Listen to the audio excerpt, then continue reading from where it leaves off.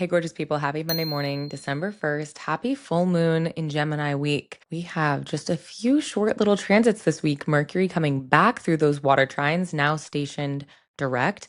And we have a full moon in Gemini. We're going to get into all of that and more. As always, I am your fearless host, Alexandra Blair of 9 Lives Astrology. And every week here on my channel, we try to drag astrology out of the dry, dusty old textbooks that formerly lived right behind my head that I often reference, but that are currently packed up in a sad little box somewhere. And we try to drag astrology out of the boring old transit list and into our bones and into our stories and our lived experiences and cultural touch points that we all know, recognize, and love, and our own personal mythologies that we're already living. As I'm sure you've noticed, I am still very much here in Texas at my sad little desk in front of my very sad, naked, quivering bookshelf. It really feels like a turkey plucked of its feathers back here. And I also feel like my plants have seen finer days. They're looking a little worse for wear. I feel like the dark circles under my eyes have seen finer days. We're doing the best we can. But hey, the banana is alive and well. So I guess it could be worse. As you guys know, I am in the middle of attempting a good-natured cross-country move back to San Diego, where I'm from, and I will make it there, God damn it. But right now, I am still stuck in Texas, while some very eighth house matters indeed get sorted out. That's about as revelatory, cordial, and diplomatic as I can be about the situation.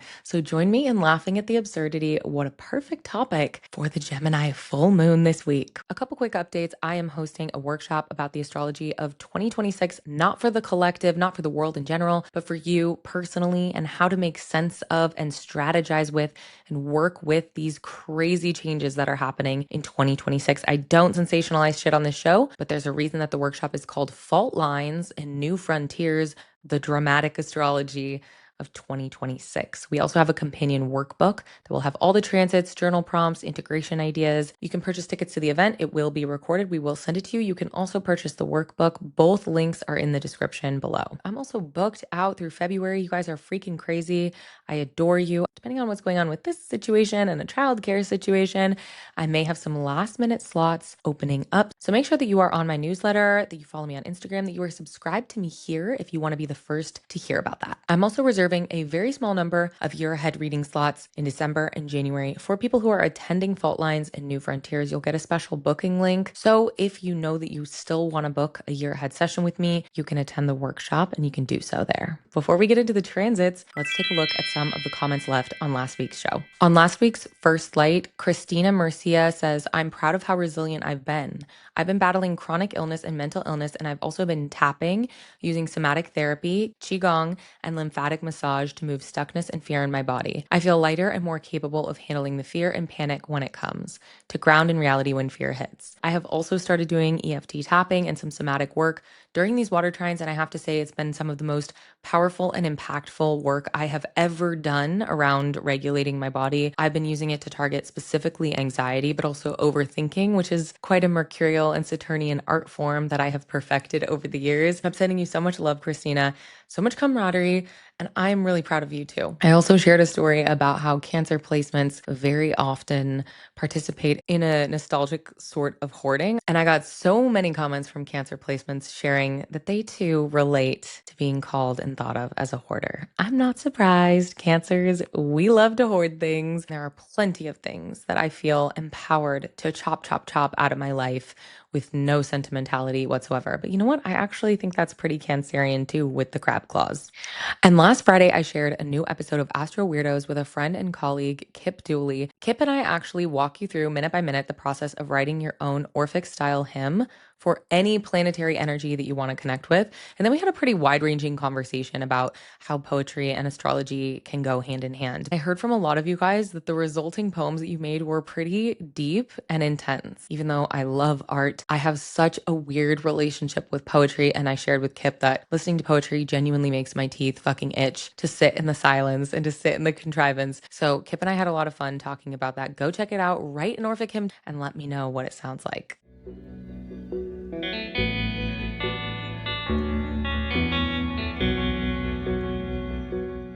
All right, babes, let's get into these transits. On Tuesday, December 2nd, Venus sextiles Pluto. And then on the 4th of December, we actually have a full moon at 13 degrees of Gemini. By the end of the week, 6th and 7th of December, we have Mercury moving forward again through the grand water trines, and Mercury will hit Jupiter in Cancer and Saturn in Pisces first and won't hit Neptune until next week. Something important to note is that we are working towards a Mars-Saturn square with Mars in late Sagittarius and Saturn in late Pisces, and that is building up all week and goes exact on Monday, December 8th. So that tension is really going to be underscoring everything that's happening this week. And the moon for her part this week moves from Aries all the way through to very earliest degrees of Leo by late Sunday night. This is nice because, of course, the moon will move through Taurus, the sign of her exaltation, and also through Cancer, the sign of her domicile. These are great places of dignity for the moon.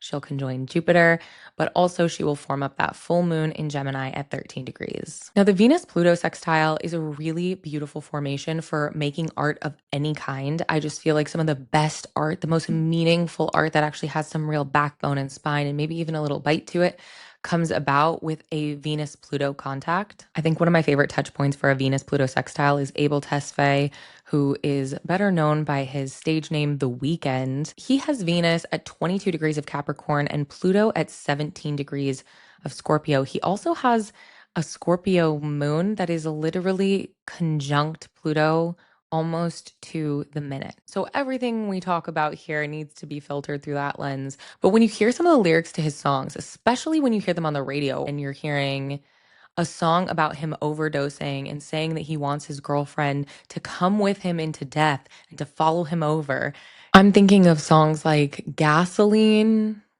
which I'm not even sure I can describe on YouTube without getting this video flagged. I'm thinking about a song like Faith, in which he says, "But if I OD, I want you to OD right beside me. I want you to follow right behind me. I want you to hold me while I'm smiling and while I'm dying." Like, what the fuck? These songs are being played on the damn radio and sung by me at full volume, I will confess. Or the song Take My Breath, which is an extremely well played radio song, which is literally about during.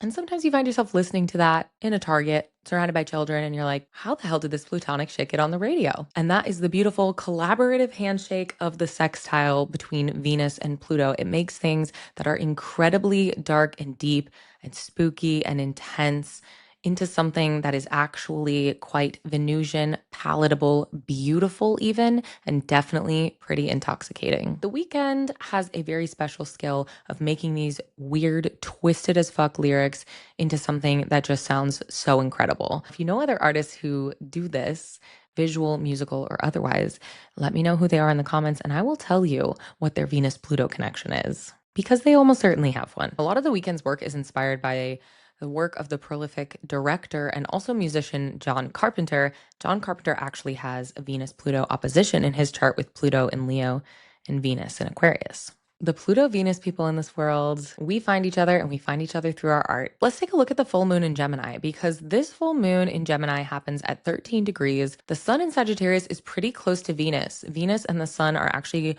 moving towards a conjunction, a cazimi moment that is going to happen in Capricorn in January. It's quite a fun, beautiful, sexy little lineup that happens in January. I'm already excited about, and I've already teased a little bit of what I've got going on in January. I'm going to be launching something quite special around that time, so get excited for that. But Mars is in late Sagittarius at 22 degrees, already forming into that square with Saturn and then Neptune as it moves towards its sign of exaltation, Capricorn. Meanwhile, amid all of this, we have Mercury re-entering into the grand water trines. This will get tighter and closer by the end of the week, but this is Mercury's third pass through those water trines. And we really can't talk about the full moon without talking about these water trines because it is truly all popping off at the same time. So Mercury passed through those water trines first around late October, from like the 24th through the 29th of October. And then, of course, Mercury stationed retrograde at 6 degrees of Sagittarius on November 9th and moved back into those water trines. And it kind of retrograded back into those water trines just before that new moon in Scorpio.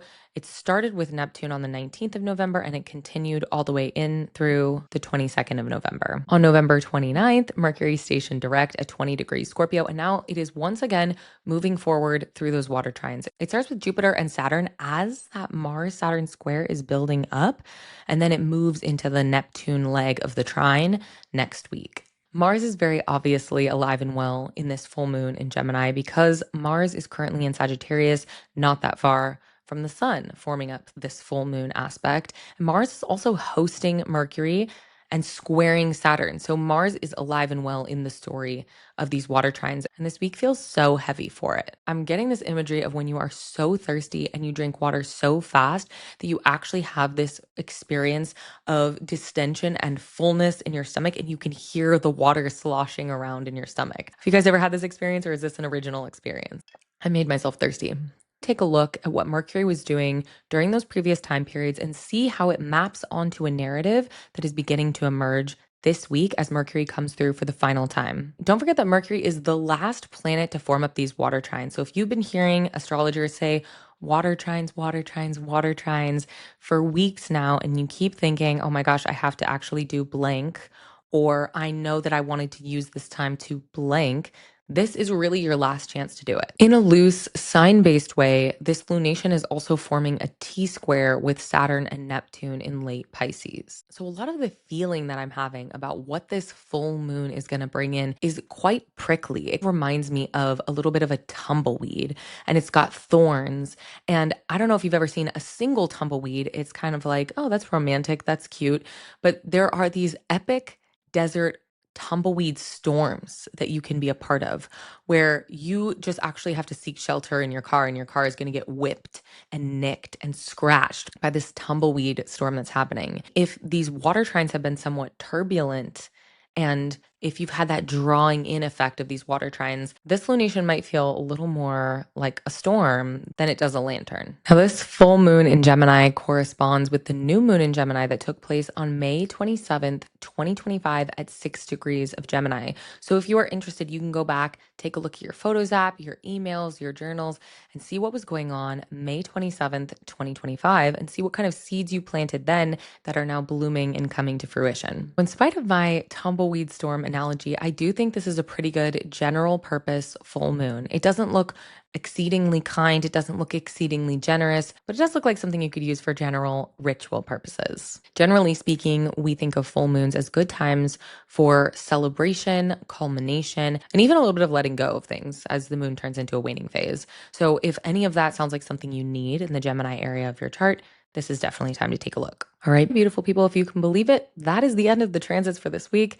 And we have officially reached the part of the show where I talk about how I, as a pagan, human, animist, astrologer lady here on Earth, am going to be using the transits of this week. And as you can see from the sad state of my background and my eyes and my weeping aura, I'm going to be continuing to use this week to shuffle belongings from one box to another and pray that I will soon be released from the living hell that is my life in Texas. I will say that in my own personal astrology, I was born on Mercury's day, on Mercury's hour, on the day of a new moon in Gemini, but I was born just a couple hours after the new moon in late Gemini, so my moon is in Cancer. And I think about this all the time because that makes me a child of a new moon in Gemini and certainly a child of Mercury, but also definitely a Cancer moon. And that born on a new moon with the moon in the next sign is actually a feature in the birth charts of many people in my family. So it's kind of been passed down and around, like my son has it, my sister has it. I think a lot about the prenatal lunation and what that can say about somebody who was born within just a few hours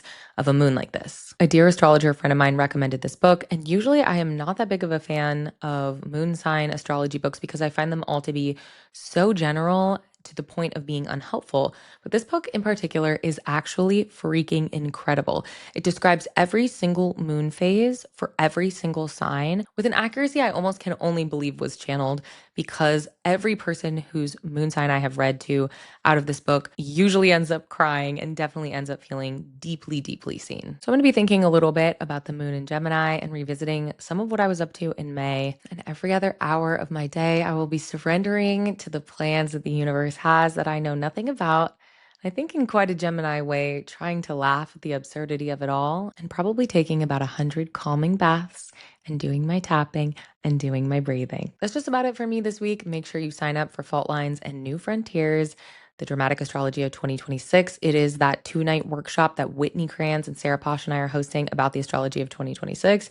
We're going to teach you how to use it and strategize with it, and it starts next Thursday. As always, gorgeous people, take care of yourselves on this blessed full moon week. Make sure you come back Friday because I also drop videos every single Friday, and this Friday's is going to be a doozy. And I will see you next Monday.